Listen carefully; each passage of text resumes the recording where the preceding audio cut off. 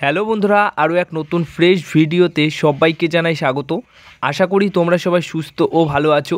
তো এই ভিডিওতে এক থেকে দুটি গুরুত্বপূর্ণ আপডেটস আছে যেগুলো শেয়ার করব। তো প্রথম আপডেট নিউজটা যেটা রয়েছে, বসুন্ধরা কিংসের অন্যতম একজন সেরা বিদেশি প্লেয়ার রবিনহো রবসন, এই রবিনহো রবসনকে মোহনবাগান দল এই উইন্টার ট্রান্সফার উইন্ডোতে অর্থাৎ জানুয়ারির ট্রান্সফার উইন্ডোতেই সই করাতে চাইছে, এমনটাই খবর কিন্তু একটা সোর্স থেকে পাওয়া গেছে।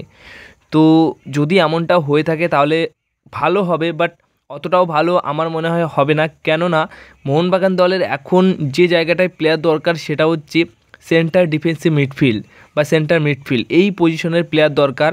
কিন্তু রবিনহো রবসন সেই রকম ধরনের প্লেয়ার নয়, তিনি অ্যাটাকিংয়ে খেলে থাকে মূলত। তো তাকে যদি মোহনবাগান দল এই উইন্টার ট্রান্সফার উইন্ডোতে নিয়ে আসে তাহলে সেটাও কিন্তু একটা বড় ভুল সিদ্ধান্ত হতে পারে। হ্যাঁ, আক্রমণে অনেকটা শক্তিশালী বাড়তে পারে, বাট মেন যে জায়গাটা ঠিক করতে হবে সেটার সমাধান হয়তো পারবে না বা ঠিক হবে না।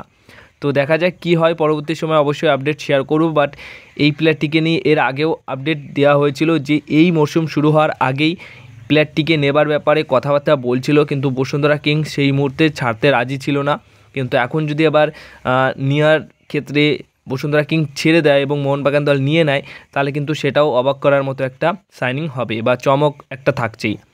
এবার যে বিষয়টা শেয়ার করব সেটা হচ্ছে সেন্ট্রাল কোস্ট মেরিনার্সের একটা প্লেয়ার, যাকে নিয়ে দুদিন আগেও আপডেট শেয়ার করেছি, ব্রাজিলিয়ান স্ট্রাইকার মার্কো টুলিও। সেই মার্কো টুলিওকে কিন্তু সেন্ট্রাল কোস্ট মেরিনার্স এবার ছেড়ে দিল। হ্যাঁ, জাপানের ফার্স্ট ডিভিশন লিগের একটা দল, খুবই শক্তিশালী দল, কোয়েটো সানগা এই প্লেয়ারটিকে সই করিয়ে নিয়েছে এবং সেন্ট্রাল কোস্ট মেরিনার্সের সাথে অনেকদিন ধরে কথাবার্তা বলছিল এই ব্রাজিলিয়ান স্ট্রাইকারকে দলে নেবার ব্যাপারে সেই জাপানের ক্লাবটি, এবং তারা কিন্তু ফাইনালি এই মার্কো টুলিওকে সই করতে সক্ষম হয়েছে। এবং মার্কো টুলিওকে নেবার ব্যাপারে মোহনবাগান দল ইন্টারেস্ট ছিল বা নজরে রেখেছিল, আগামী মরশুমে তাকে দলে নেবে।